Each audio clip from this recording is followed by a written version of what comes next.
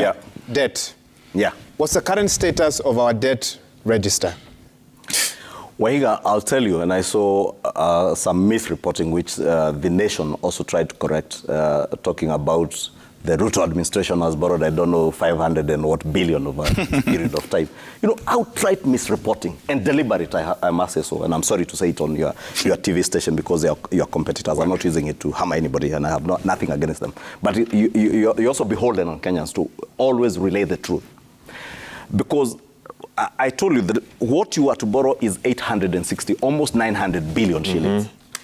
If you were to implement the budget as it were, you would have borrowed 860 plus 200 plus almost 30 billion additional expenditure that I'm challenging my brother here that when it is audited, I hope you will look at it as you ought to. And if you don't look at it, I can assure you, I am a member of parliament, I will make sure it is done. We must get to the bottom of knowing who are these people who got the 8 billion. Okay. The 60 billion paid for fuel subsidies, Wahiga, who are the beneficiaries and did it benefit the people of Kenya?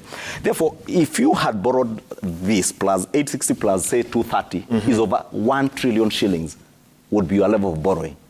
What have we done? What has the government done? And that's the question my brother is asking. First, you stop digging. The 200 billion that had been paid off, nothing to do about it. And that's what the president directed, stop digging. You can't now continue spending as you had planned to spend. There have to be cuts. Opio Wanda is asking for the itemized budget. You don't need to ask it on TV. It is in the estimates, supplementary estimates that are in Parliament that are being analyzed for him by very diligent officers of a parliamentary budget office. He will not even have to do it himself. There are officers already analyzing for him. He will be given a very well laid out document, itemized for him. This is what has been cut. He's asking, what have you done about the cost of living? Our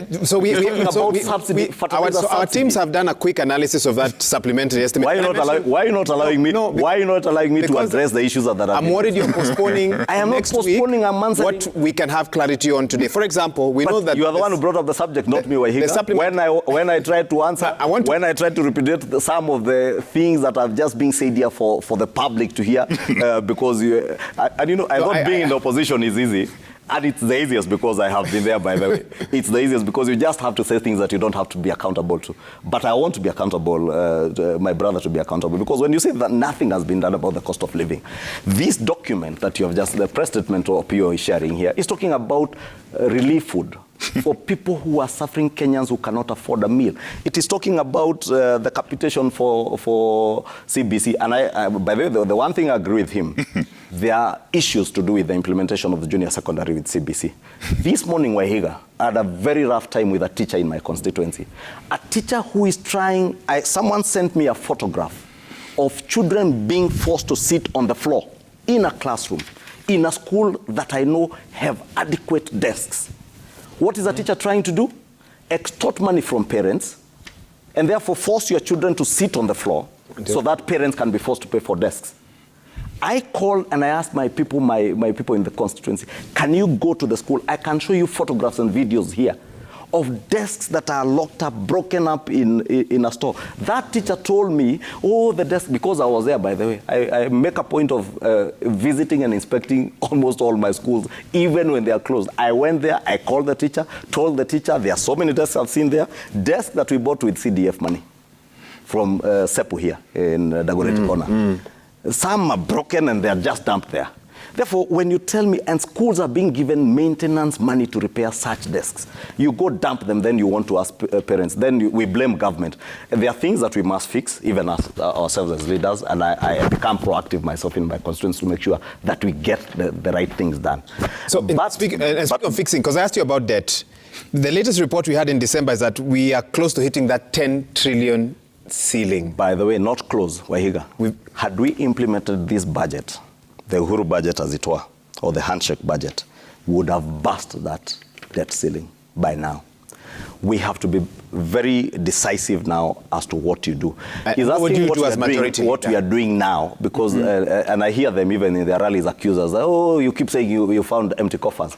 You want us to say we found coffers that were full, though are empty. What is it that we are doing about it? We are telling everybody that even those who used their offices to give themselves tax exemptions, tax waivers, tax reliefs, You saw in the Daily Sunday Nation this week of somebody, and I will not mention the name here, but it's somebody who Opio knows very closely, whose company has imported duty-free fuel.